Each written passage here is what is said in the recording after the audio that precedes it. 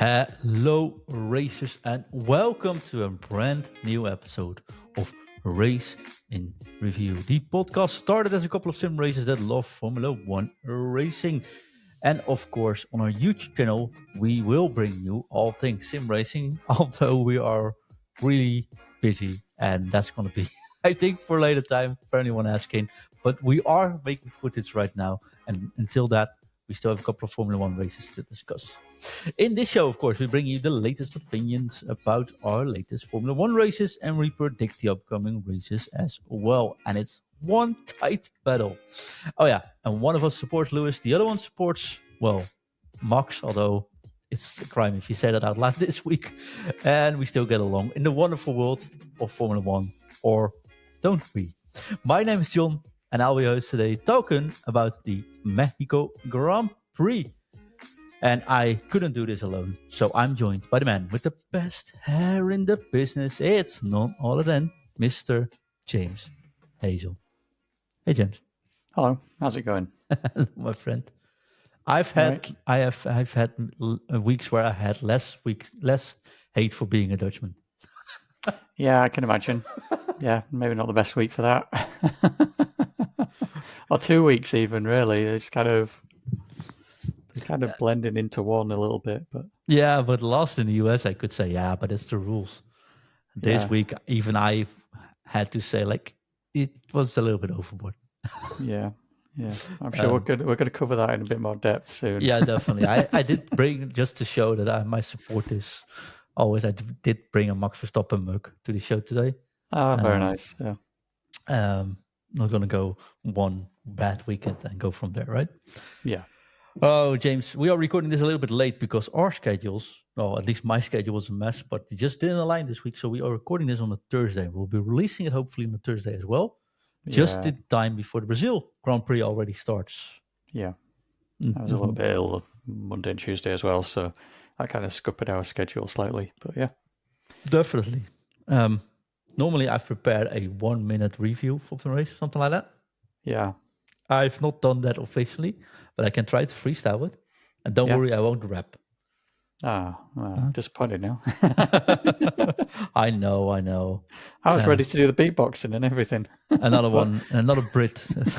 Another Brit disappointed in the Dutchie. Yeah. Seems to be the team for this week, James. Yeah, I think so. Yeah. All right. Mexico City. Carlos Sainz hitting pole position. Carlos Sainz beating Lando Norris at the Grand Prix. And Max Verstappen finished 6th after being hit with 2 10-second penalties early on in the race. We were in Mexico, which means it is Checo time. Checo finished last. He did a wonderful attempt for the fastest lap, but it stayed with an attempt because he almost finished on 3 wheels. We'll talk about Checo in a moment, I think, as well. But next year, he's going to go for the win, he said afterwards, which was a surprising turn of events as well.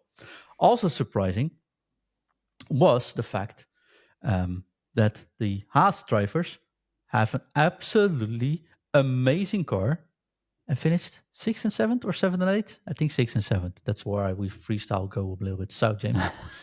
But they had an excellent result once again. They did, yeah. The lead for the World Championship has dropped to 47 points with 4 races and 2 sprints remaining. And Lando is on fire, netting the 2nd position after one heck of a race. And actually being way smarter than I have ever said and cared to admit until now. So well done, Lando. Leclerc was able to pit for new tires at the end, and the race at the fastest lap as he crossed the finish line for the final time, claiming an extra valuable point in Ferrari's constructor fight with McLaren. Who could have thought that was a sentence I would say this year? What else can I say about the race? We had Liam Lawson giving Checo the finger, which was just giving Checo hell on Checo's home turf. There is quite a rivalry there. And we had Colapinto doing exactly the same except for the finger part. But he might actually get a Red Bull seat because even the big Mexican sponsor gave up on Checo after this weekend. Yeah. What else can we more say? Pierre Gasly nice 10th position, also very impressive. Yeah. And when I said Haas, I suddenly realized they were 7th and 9th, of course. Yeah. Fernando Albon's, Alonso, 400 race. Yeah. Not that actually someone saw it, because he will retard the car after lap of 16, I think. Yeah. And James, we had the second race in a row with a safety car. And that one went well for your predictions as well. Yeah. And Albon's run of bad luck continues with his DNF. Is it bad luck or is it quality? I think this one was a little bit bad luck. He was in a three-way squeeze, really. I think I agree. Yeah. James, how would you? Well, we don't rate these races. Not normally, no. We go into focus points. Shall we get the first one out of the way? Yeah, let's go into it. My first statement, Max Verstappen does not deserve 2 10-second penalties. You agree? Yes, okay, let's continue. Yes, he does. He probably deserves more than a 10-second penalty for one of the incursions, personally, I think. But I think it was 10 or 5 seconds, but I do get, and I don't even disagree with the fact he got twice 10. Yeah. Well, the reason with the 10-second penalty and not 5 is that 10 is supposed to be the default.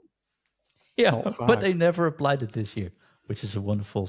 Well, they have a couple of times, but not very often. And then in the case of Lando in Austin, they did state in his punishment that it should be a 10-second penalty, but the mitigating circumstances and why they gave him 5 was that he had to go off track as well because Max pushed him off track, but also went off track himself.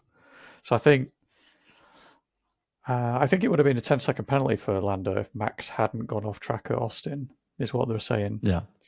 I wish I would have said that easier than made us last podcast a little bit easier for us if we knew that. So Max kind of screwed himself a little bit with that, I suppose, with that defense, and I suppose that's another reason to say that like this kind of defensive maneuver needs to be kind of thought out a bit more by the driver that's committing it, because in that instance he basically gave Lando 5 seconds back in some ways. I suppose it depends on how you look at it, but getting to Mexico, that's what we're here to talk about. Yeah, like if we talk about Mexico and the biggest between Max and Lando, I think Lando was very smart staying behind, and he knew he would take he would go for the dive bomb there, that Max would do it. He stayed on the outside, stayed safe this time, and basically, netted up, not getting anything, being safe, just stay behind Max, and actually being very smart about it. I think it's a perfect trap for McLaren. And I think the discussions they had on a Saturday, on a Friday, I think, with the statement they appealed the penalty. Of course, nothing to do, but they at least made it top of mind again. I think that helped as well. So it was a very smart move by McLaren in general.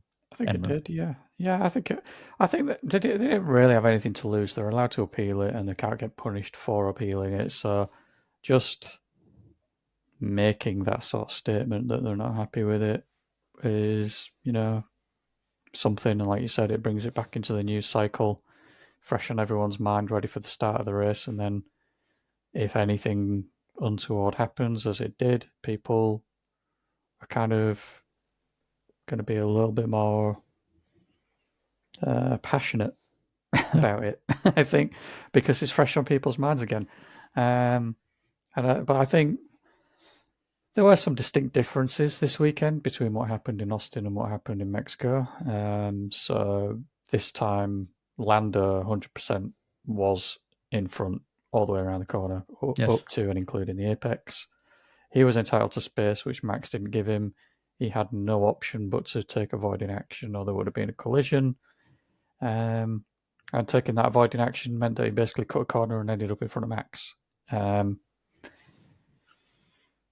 Whether he should have given the position back or not, I don't know, because I think Lando and McLaren could argue, well, they were ahead, they were entitled to space, it would have put them at an advantage for the next corner, so they would have been in front anyway if they'd been allowed to race properly. So they might have ended up arguing that they should have stayed in front. And that's probably why Lando stayed in front after letting Carlos through, because he had to take such avoiding action that he cut such a corner that he even jumped Carlos. But Max wasn't happy with that, apparently, and he wanted that position back regardless. And he made the most egregious dive bomb in a position that's not an overtaking spot on the track ever that I've seen in quite some time. Completely off track by quite a margin. It was similar to Brazil 2021. Yeah. And fully warranted the 10-second penalty they got for that one. That's the one I think that there was probably potentially an argument for more than 10 seconds on that one, because that was quite that felt like it was a move made in anger. That wasn't nice driving, I don't think. No, I think the turn 4 was a bad move, but not necessarily uncommon. Yeah. That's why I said turn 4. I think 10 seconds for turn 4 was a bit harsh. But for that turn 10 8, seconds is the 100% rules. agree. That's the problem. 10 seconds for that is the rules. That's the new harsher rules they agreed on, because this whole kind of... Yeah, but not this week, right? It's the new harsh rules this season, and we saw last week, and that was my issue with Austin, with Norris getting, or not Norris, but also we had like Russell as well. Russell as 5 seconds, Yeah. which should also be 10 seconds if we all follow these rules. And I don't mind it, right? But I think that was my basis. Like, let me put it in. I'm a Max fan, but I 100% agree with everyone saying these penalties were deserved. Period. No doubt for me. 100% agree. But if the rule's 10 seconds, it should always be 10 seconds. Oh, that's just a problem with Formula One. And There's been a problem with Formula One for a long time, and that is that the stewards are inconsistent. And they were very glad to make a statement this week. Yeah, because even in that same race, there was the incident with Perez and Lawson. There was the incident with Perez and Stroll. Perez and Colapinto. Colapinto and Lawson, yeah. Oh, sorry, Colapinto and Lawson, yeah. There was, the two instances with Perez and Lawson, then Perez and Stroll. I think either of those had the potential to be a penalty. I think what they probably looked at with that one was, certainly the Lawson one, was that Perez was in the wrong, but Lawson ultimately ended up keeping his position.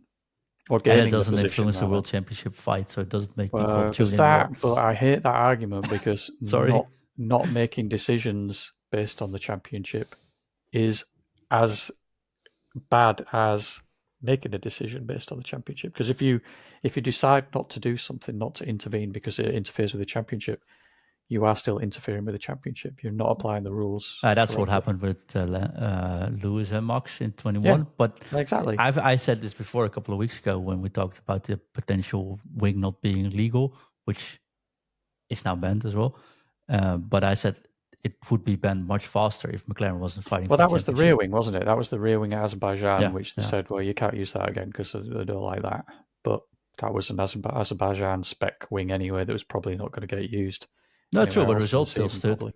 So, yeah, the result still stood, but I think, yeah. And I mean, that's what I'm saying. If it wasn't McLaren versus Red Bull here, but it is someone else versus McLaren or someone else versus Red Bull, it's not indeedly for the title, then the penalty wouldn't be this harsh. That's what sometimes I'm like, maybe, I don't know. I mean, you can't know, right? I mean, no, and then results still standing and stuff like that. It's hard to change stuff like that. There's a lot of precedent for somebody kind of either bending the rules or kind of going to the extremes of it, them adjusting the rules based on that, but not kind of taking results away from the team that was doing that. I mean, you can say that about Red Bull with the flexi front wings in like 2010 or 2012, whenever it was. So, it's that's a tough one.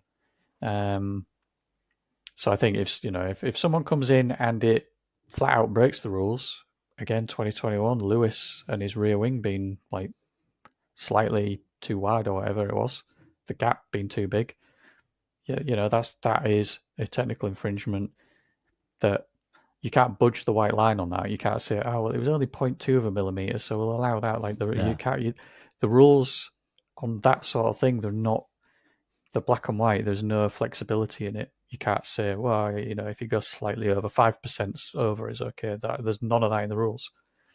So in a situation like that, then you disregard the result and you tell them you got to change it. But if it's something where they're like, oh, we're going to introduce a technical directive because that kind of goes against the spirit of the rules. I don't think you can It's hard. Yeah. remove results for that because it goes against the spirit, but it doesn't go against the rule. So it's a tough one, and every team has benefited from. Well, certainly every top team has benefited from that at some point throughout the last 5 years. Ferrari have done stuff, Mercedes have done stuff, Red Bull have done stuff, McLaren have done stuff. So it's just one of those things. But yeah, the penalties. And thinking about the championship, I really don't like that, and I don't like the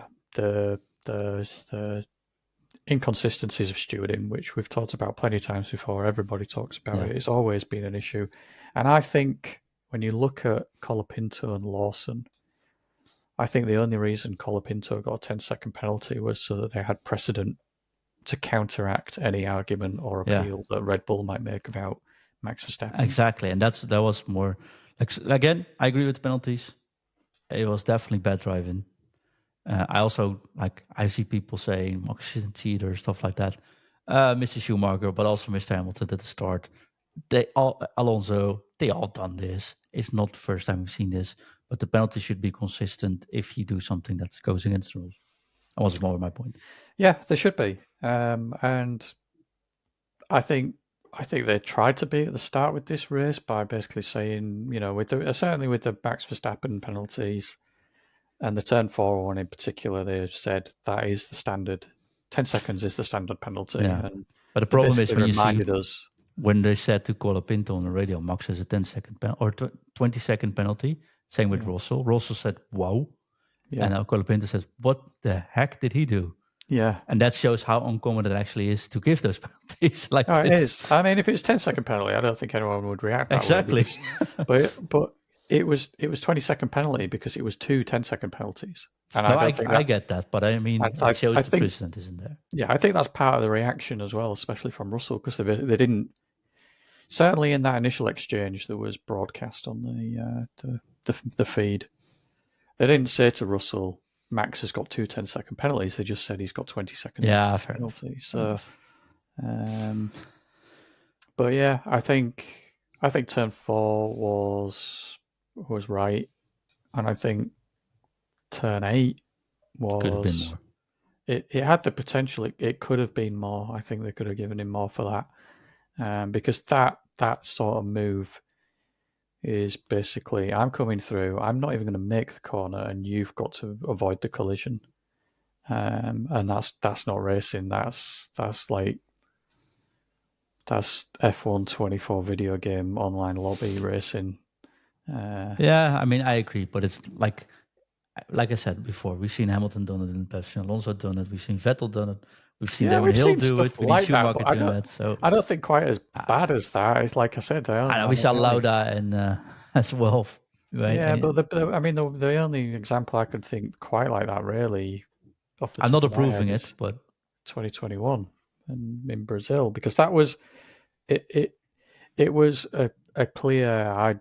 I'm not trying to make the corner. I'm just trying to get past you. I don't care about the corner. Like you wouldn't. Max wouldn't have even attempted that move if there was gravel or a wall.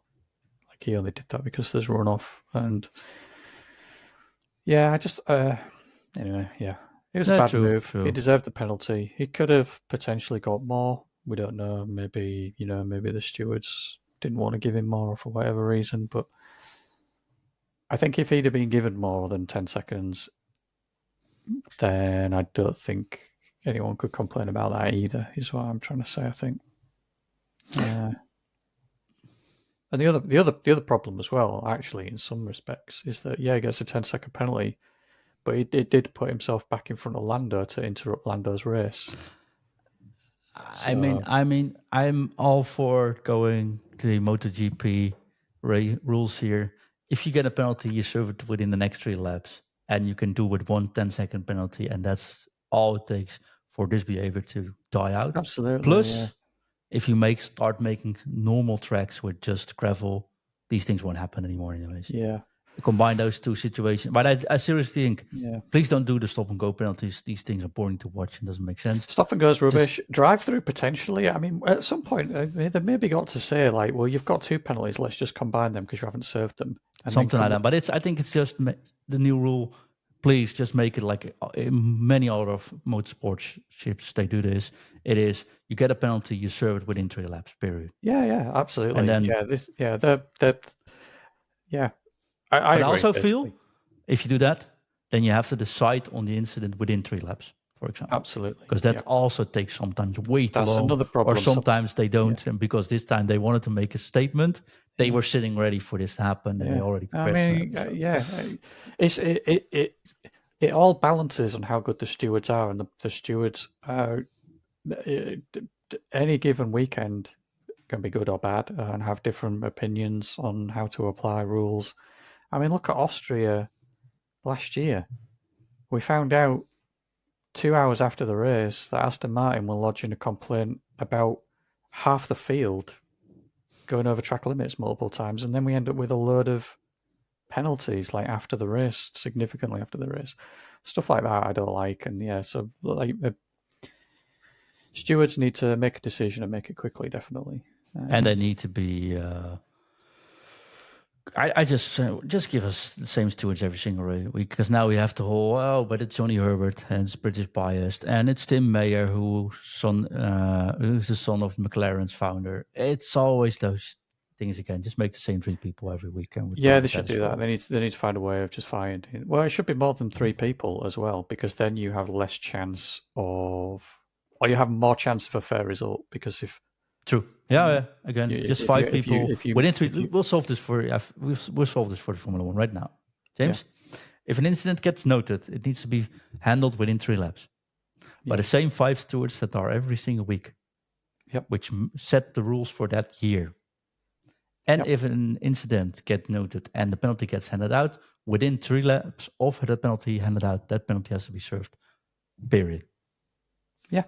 We solved the whole problem. And build some normal tracks with gravel. Then we're all done. Yeah, the gravel thing, it's frustrating. Martin Brundle was talking about this at America, saying about how, it'd be nice to have this and that track features because it would affect Formula 1 racing, but then they've got to think about all the other series that race there. And he started listing off like MotoGP, GT3, all the rest of it, all these different series. And when he started doing that, I just thought, well, you're basically saying that the problem's Formula 1. That is a problem. Yeah. So Formula 1 needs to fix it. Formula 1 needs to fix themselves. They don't need to, like, if the track is fine for everybody else, but not Formula 1, the problem's Formula 1. Yeah, or the track just doesn't fit Formula 1. Yeah, but that's the same. What it comes down to is the rules, how the rules are applied. Because what we're saying is, if we had gravel, then they wouldn't be able to do that. Well, they wouldn't be able to do that if you just applied the rules properly to stop them from doing that in the first place. So it's a Formula 1 issue. It's not a track issue or anything else. It's a Formula 1 issue. It's a rules issue, and it's a stewarding issue. Do you think we have any more world problems we can fix in this show? Because we have a couple of minutes left. We fixed the whole penalty problem with Formula 1 now. So, no, I don't want to get into anything else. It might get political. Let's keep a lid on that. Let's move on to the next focus point. I got a good focus point for you, though. Yes. It's a combined one, James. Yeah. It's still in the Red Bull corner. Yeah. But we will never see Checo Perez again in a Formula 1 car, or will he finish the season in Red Bull? And, James, have you checked out that Colapinto actually looks like a famous driver? Looks a bit like Senna, yeah. He looks like Senna. Max drives like Senna. Combine those two in Red Bull. Oh, I'm going to get another Red Bull mug. Well, we're going to get a Dragon Ball Z fusion or something between these two. What are we saying? I think that would be an awesome combination, though. Yeah. Let's start with Perez. Does look a bit like him. He's got similar eyes and nose. Yeah.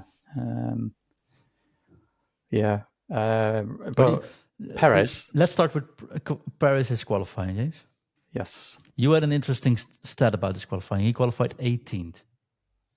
I don't know what your stat was. You said something funny about his qualifying. He has been knocked out in Q1 more times than Yuki Tsunoda so far this season, and I think Lance Stroll. I think the latter one is actually the most amazing stat on that one. I'd need to double check that now, but definitely Yuki.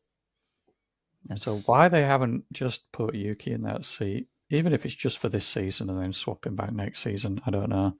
I suppose if you swap him back next season, he gets angry, and angry Yuki is not the best Yuki. I'll go. I sent you a little text.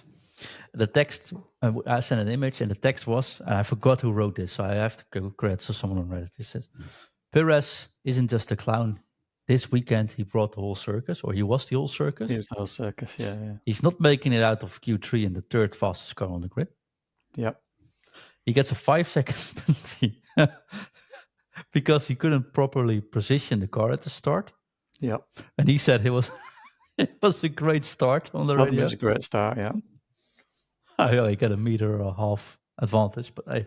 Yeah. He desperately dive bombed an F1 rookie, damaging his car and then blaming said rookie. Yeah. He got left by your teammate who served a 20-second penalty. Yeah. He went for the fastest lap, but didn't even come near. It was more than a second off the rest. Yeah. I mean, his car was damaged. Let's be fair. Not only his car, though. I think his eyesight might be hurt as well. Well, that and his pride. It's just his ability, his James, confidence. I make mistakes, but after I make a mistake, I'm not going to say next year I'm going to win. I'm going for the win again. No, small steps. Small steps to recovery. Right. Yeah. I don't think an alcoholic stops drinking and just says, "I'm just going to go 20 years sober now." I think they think it. Let's like focus day next at a weekend. time.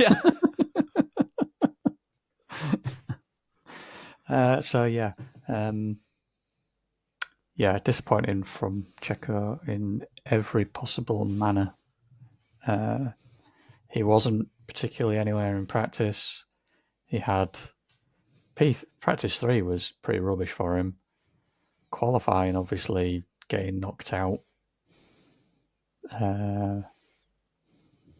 5-second penalty for that. Yeah, it just snowballed in the worst possible way for him to result in probably his worst race of the season so far.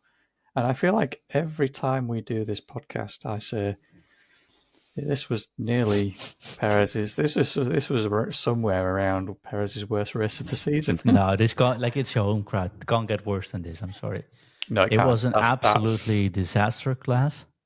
It was also like you can't like Lewis messes up a qualifying. He didn't this week, but he messes up a qualifying. He says afterwards, "I'm not good at qualifying anymore.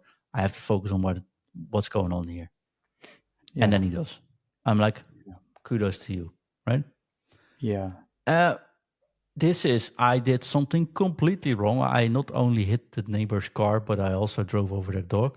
And then you say, well, I don't think that dog was theirs or something. I don't even know what to say. It's like, the dog wasn't there. Yeah. Just well, tomorrow I'll make sure I avoid their cat. Yeah, it's like, what is this? Come on. There's no reflection in itself. I think that's... No. I can't take that too seriously, though. And I've been I've been joking about it, but I think I've been rather respectful. But this is just clownesque, like for real. You can't put your car over the box where you have to start that car when it's your how many? Like it's not his first race. His first race was in 2011. You see, 13th season in Formula 1 or 14th, whatever it is. So. That was a rookie mistake, really. Yeah, but then you say, "I'm sorry, guys." Don't say, "It was a great start." Yeah, it's like he has to say that to himself. They didn't tell him what the infringement was. They just said you've got a 5-second penalty for the start. Yeah, they didn't dare to tell him anymore. I think. Yeah. Once he said it was a great start, I don't think his mechanic was like, you know what, Mr. Bird, Checo, you were like... How's his mechanic not just face palming at that point? I'd have loved to have shot They probably for did, but his. I think he's not sitting on the pit wall anymore. No, but I would have loved to have seen that as the replay of as the radio message was being played. I just wanted to see a replay of that moment. We were just face palming. Yeah, because they don't give you a penalty like that for nothing. They only do that. They can only do that with evidence, and the evidence is the transponder in the car versus the transponder in the track. If you're not positioned properly, or if you move early, that sends a signal, and is indisputable. Yeah. That evidence is fact. So if you get a penalty at the start, you can't. You certainly can't turn around and say no. It was a good start.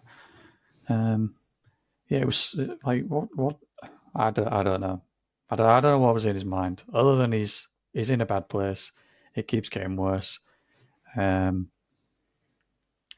he's probably he will be very, very aware that his seat is all but lost at this point. It's unrecoverable, certainly within the Red Bull team. After this season, how can they possibly gamble on him for next season as well? He's costing them 2 positions in the championship. They're going to finish third because of him.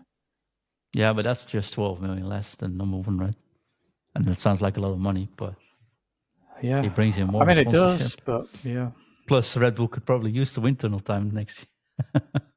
Well, they maybe could for this rate. Yeah, I mean, they're still capped anyway. They only have a specific amount. It just means that there's less worry about how much you bring in from sponsors by finishing higher up. Because you can hit the cap easier because you're getting more from your position in the championship. And plus Red Bull, Mercedes, Ferrari, they all get their kind of, what is it, their legacy fees or whatever it is for being in the sport for so long. That's true, yeah. I suppose McLaren probably get a little bit of that as well. But I was very surprised when I found out that Red Bull get it. But yeah. James. Yep. His sponsor, which we won't mention because, hey, we don't get sponsored by them, but you could if you just reach out on the socials. We'll make it work, and I'll be wearing it on my shirt as well. No worries. Yeah. We're happy to sell our souls. Yeah. Definitely. Sure, if Perez can do it, I can do it as well. No problem at all. But seriously, Carlos Slim, who's the CEO of it, of chairman, I think, actually, they said they might have to drop out of sponsoring Perez anyways in 25. Because I think Red Bull signed a contract with AT&T, and it's a concurrent. It's like a competitor of AT&T. Yeah. So they want to maybe step out of the Red Bull sponsorship, anyways. Yeah. Rumor is they do want to keep sponsoring Perez, but they also are very interested in sponsoring Colapinto. So asked to Red Bull if they are looking at Colapinto, Horner, and of course. Now, even Helmut Marko said, well, we would be weird if we didn't have a look at it. Do you see Colapinto move to Red Bull, or do you see one of the Red Bull drivers, the AlphaTauri, which isn't AlphaTauri driver anymore, V-Carb drivers go to Red Bull and maybe Colapinto go there? I could see that potentially. I think what's most likely to happen is Perez will swap seats with one of the existing V-Carb drivers. I think that's what's most likely to happen. And I think it'll probably be Lawson. Although after this weekend, I don't know.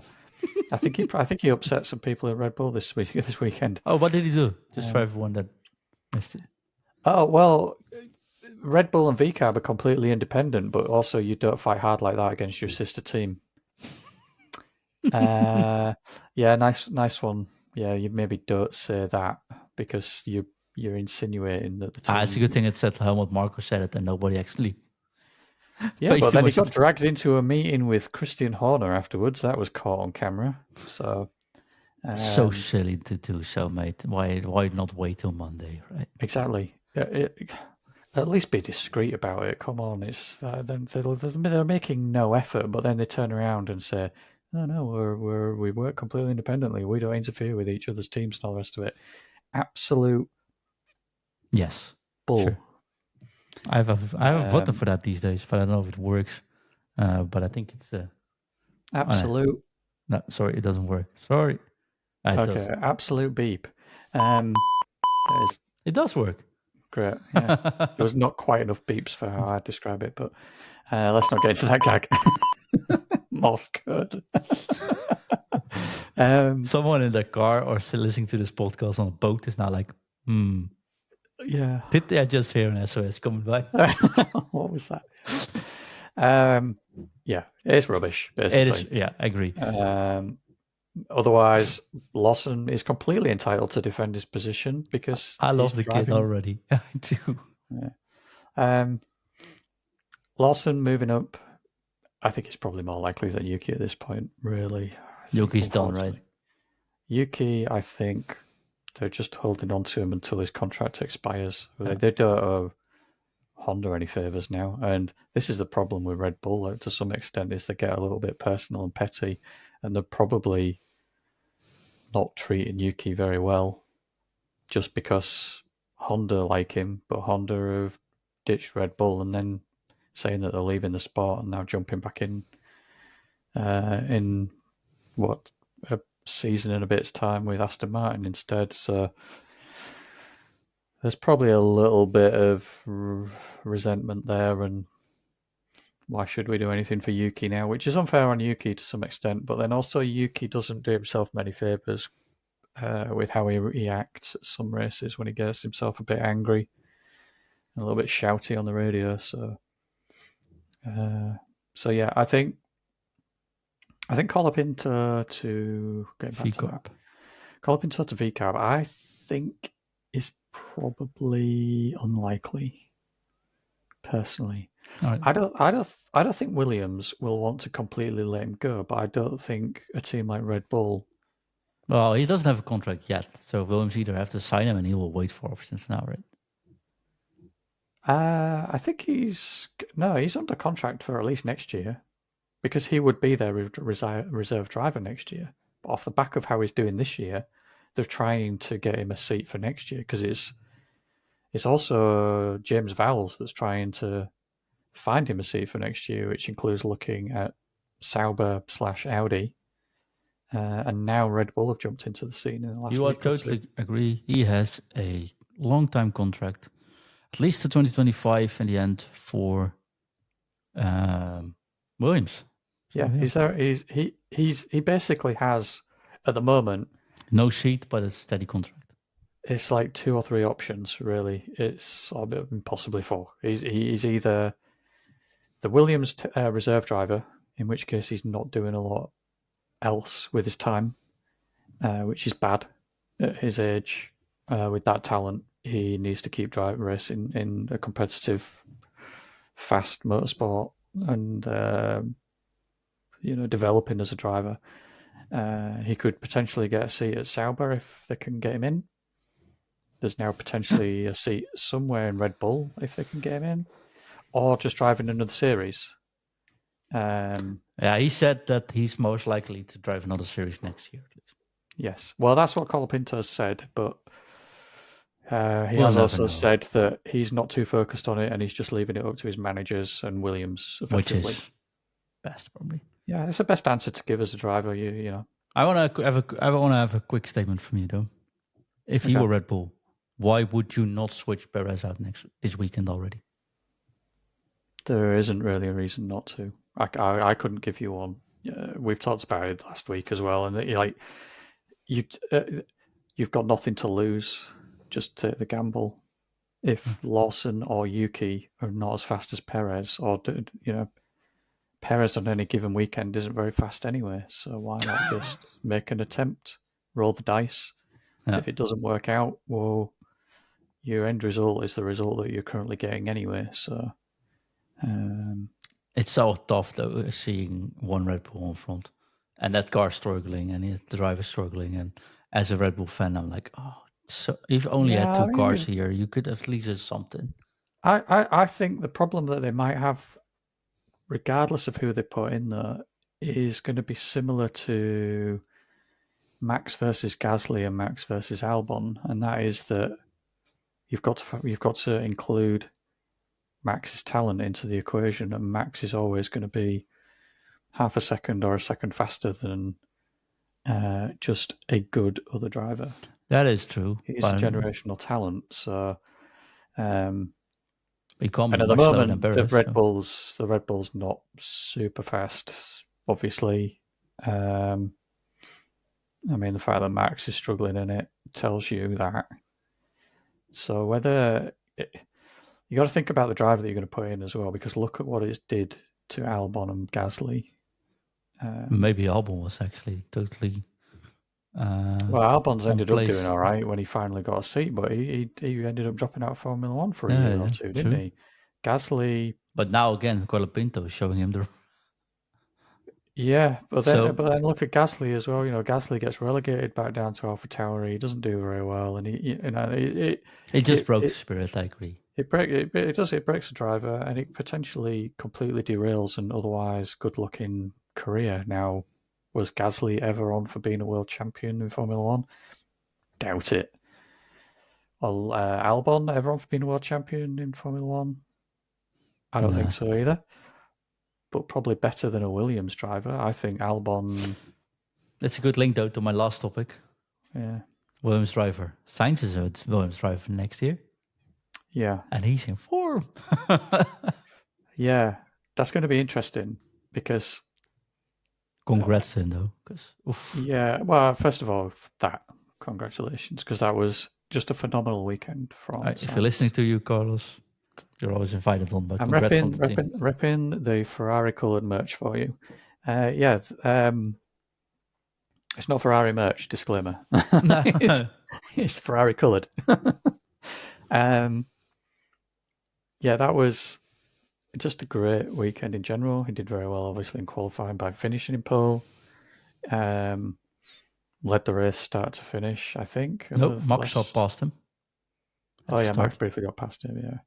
And I can't remember if anything played out where he maybe wasn't in the lead in the pit stop phase. But overall, he was the fastest driver of the weekend of the race. Yeah. And deserved the win. Solid result. Moving to Williams, though. Williams need to deliver a better car next year. They need to carry on with this upwards progression. And I think it's a bit sad to see a Haas outperforming Williams, though. It is a bit, yeah. Although compliments to Haas being such a small team and lately being consistent in the top 10, it is pretty impressive. And it's not. We should make a whole podcast about them because that's impressive stuff. It is. Maybe the switching out Steiner was a good move in the end. It certainly looks that way at the moment, but then you don't know how much of it. It's just that was the trajectory of the team, regardless. You don't know. But yeah, they're doing really, really well. They got 2 cars in the points again this weekend. Magnussen, had a fantastic race. And almost beat Max. I feel bad that he has these flashes of brilliance, and he has throughout his entire career.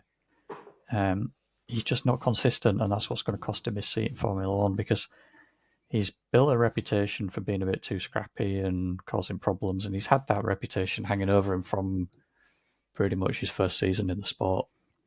You're not passing him on track easily. No, you're not, but also he's a little bit too contact prone. But then he has races like this where he's in a Haas and he's finishing. Where did he finish? He finished 7th. Or Brazil last year, I think, where he suddenly was qualifying on pole in the rain. Pole position. I mean, that's some of his freak is weather related, isn't it? Sure, but still, still got to do it. There's an element of he got the best he could out of what he was given and the conditions he was given, but he was also lucky that the conditions were such that no one else could. Great sim driver as well, by the way. But he hasn't been consistent enough throughout his career, I don't think. So that's probably the main sticking point in whether he gets a seat or not. I got a sticking point for you. Yeah. Time for our predictions. Oh, okay. Oh, okay, he says. Oh, okay. James, Yeah. The current result every week, we predict the next race. You get a point if you get it correct. And we have bonus questions. A question which has to exist out of a number, and the one closest get that point as well. Now, usually I have everything prepared into details and I know the actual result, but now I actually found it. You are currently leading, and it pains me to say this, but with 29 points to myself, 25 points. Mm-hmm. So you're 4 points in the lead. We have 4 questions. We have 4 questions, so I could be equalizing this week. I won't. Could be. Spoiler, but I could. For Mexico, James. Mm-hmm. Predicted pole position. You said Leclerc. I did, yeah. I said Sainz. I got it. Yeah, well done. Yeah. I thought off the back of that Austin win, Leclerc's on form, but yeah. He still was, though. Max being P2 was actually far higher than I expected or could have done. But but Sainz wins pole, so 29 to 26. The win, you said Leclerc will win, and I said Max will win. We neither had that correct. The first DNF, James, you said Lawson would get the DNF, and I said Albon would get the DNF. Yeah, I got the first. This is the second time we got the DNF correct this year. In total. Got it right once. I can't remember who it was with, but yeah, was it Yuki? Maybe I can't remember. Anyway, I got it Gasly. I don't know. I got it right once. But yeah, well done. Yeah, it was Yuki and Albon both going out, so you had a little bit of a two-shotter here, but double chance. Yeah, but they both basically retired at the same time with them colliding together. So the terminal damage was done at the same time between the two of them. Yeah, he said 29 to 27. Yes, there we go. Then the bonus question was: do we get a virtual safety car or a safety car? We assuming they will. And how many laps will that be driving or that be active? Yeah. And you said, well, if the safety car hits, it will be 6 laps. And I'd say if it hits, it's 7 laps. Mm-hmm. It was exactly 6 laps. Yeah, you were correct. It was, yeah. So I'd take the point for that. I'm happy about that. 30-27. I gain 1 point. With 4 more laps, 4 more rounds to go. Where we're getting close, although we did make a list of 10 predictions when the season started, which give bonus points. There's the season start prediction, so there'll be the results for the end of the season, but then we'll add that with the results from the predictions at the start of the season as well for the ultimate points finish. Do you want to go double or nothing for this week? It's my question, because we have a sprint race, which we could also predict. Or don't we count that? No. You're in the lead, so it's your decision. I don't think we should change the rules now. Okay. Then, James, carry on. Who's going to get pole position for the Brazil Grand Prix for the actual race?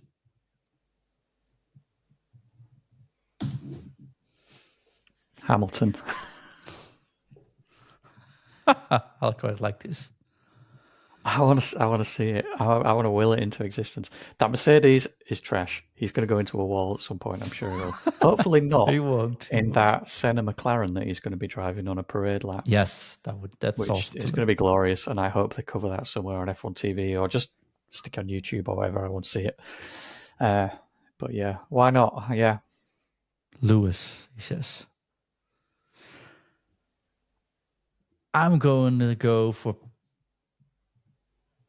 Piastri. If you're going to go wild guesses, I'll join you. Who's going to win the Grand Prix? Piastri's got to come back on form at some point. Exactly. He's had two pretty bad races. McLaren can't afford this from him if they want to win the Constructors' Championship. But also, they want him interrupting with Max, so he has to have a good race. So yeah, maybe he bounces back with pole. Yeah. Find out soon. Who's going to win? Who's going to win? I'm going to go with Norris.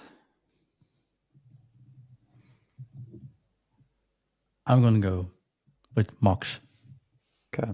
Because it starts to rain. It's rainy weekend, all weekend long. Okay, I didn't realise that. I want to see Lewis. I'd love to see Lewis win in the rain, though. So yeah, I'd love to see Lewis win it. Me too. As a Max fan, me too. But I also think, well, with rain that changes it. I do think, McLaren have probably got.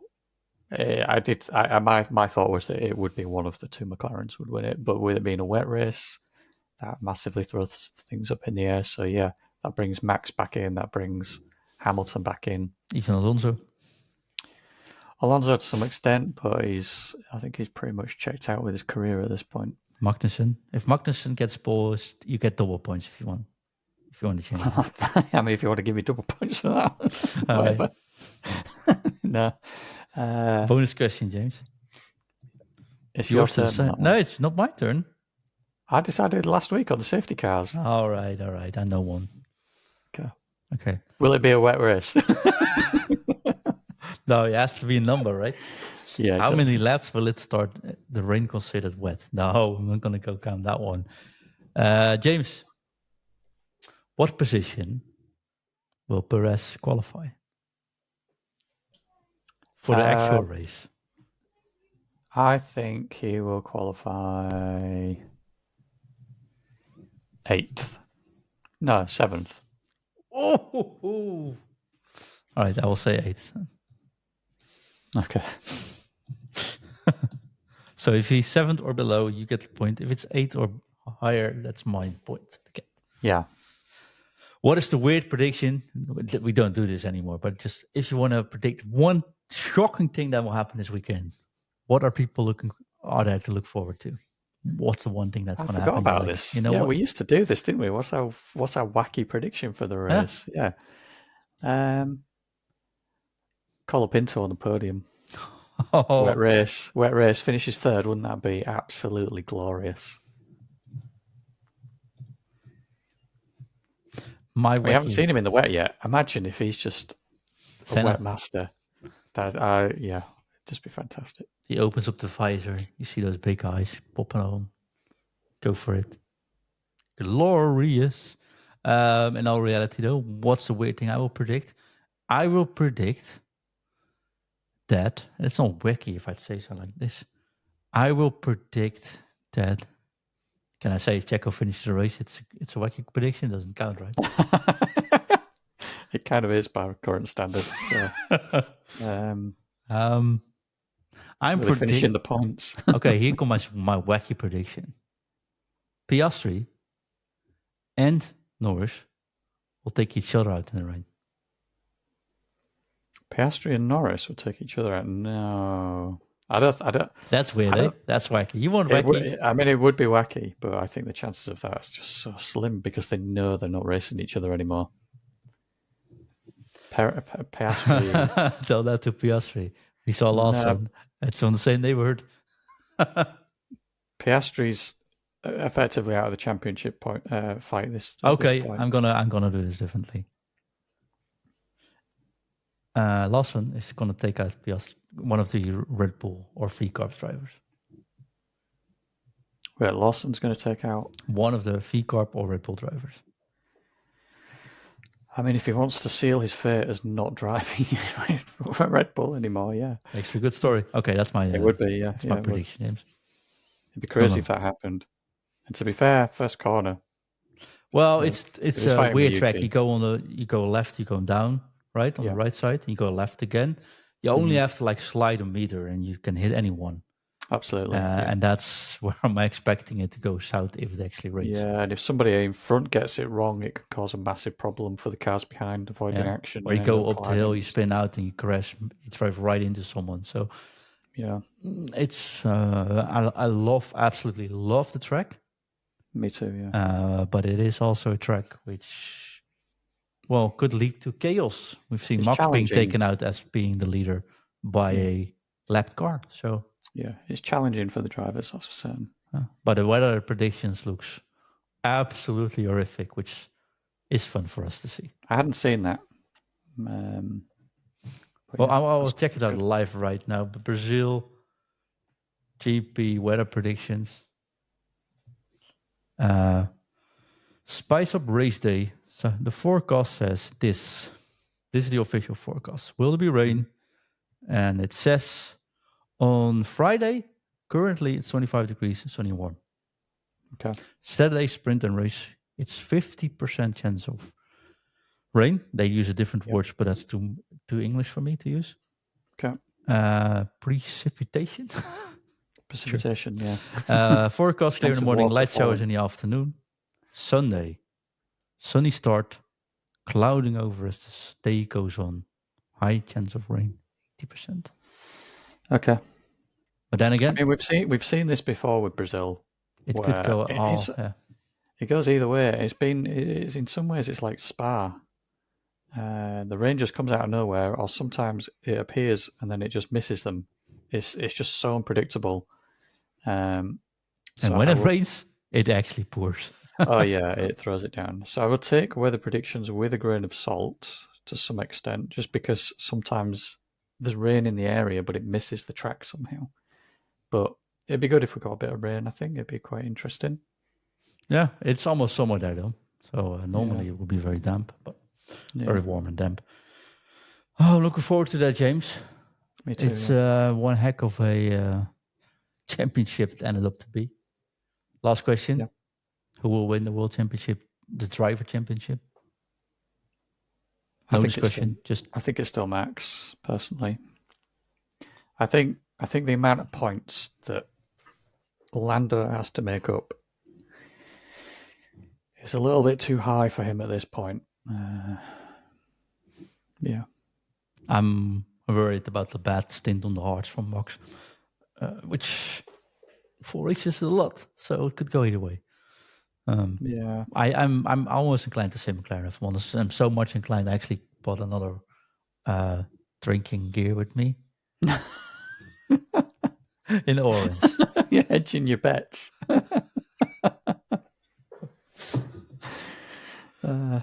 Can't say I wasn't prepared for this question, James. No, you weren't. Definitely weren't. Who's going to win the World Constructor Championship? I think it's McLaren. I think McLaren will end up winning that. I'm going to say Ferrari. Yeah, Piastri needs to step up, but I think this little slump is a temporary blip. And I think once he's back there, I think it'll be difficult for Ferrari to close the gap fully. 1, 2, 1, 3 for Ferrari. Could be an interesting weekend. Looking forward to it.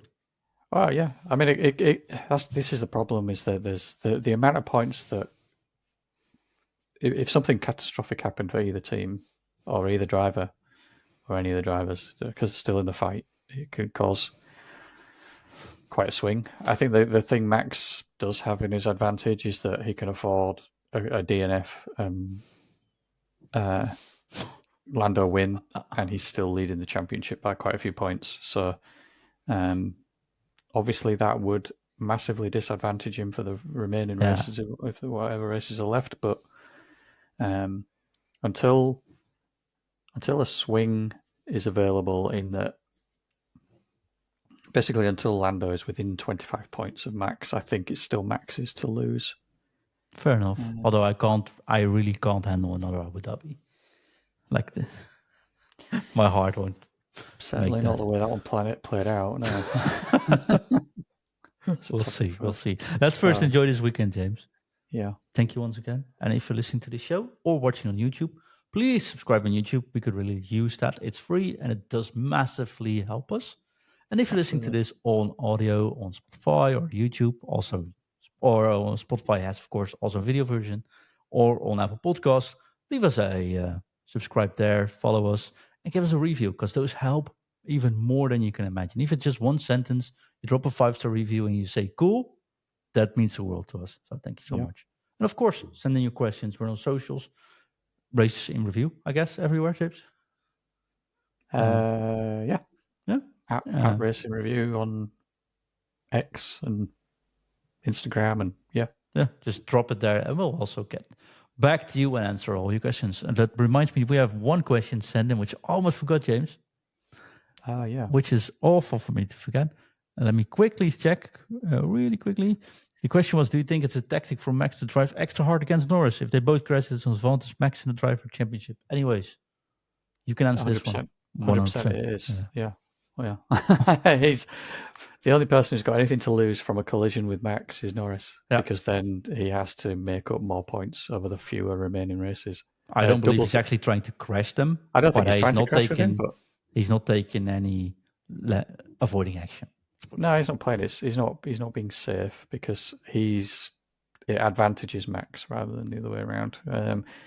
It was the same as 2021. I would love to see a championship where Max starts the season behind and then he's the one trying to close the gap in the remaining races, because he will not be able to race the way that he's currently racing in that situation. He did that in 21, so he What? came back. Well, he was leading the championship at the end. And yeah, 1 point at the end. So that made that race a little bit weirder. But No, but that was Lewis bringing it back with all of his wins. Like Max was already in front. yeah, but second. That was a weird year, anyways. Because Yeah, there was but no what I other mean is competitors. a situation where Max is the one behind in the championship and needs to make up the points on the driver in front. He'd have to drive completely different to how he drives now. True. Maybe if Colapinto joins Red Bull, who knows what we'll see. James, thank you, Neuroseeds, for sending in that question. And thank you, James, for helping me out today. And thank you all for listening to us. We'll see you next week. Bye-bye. Bye.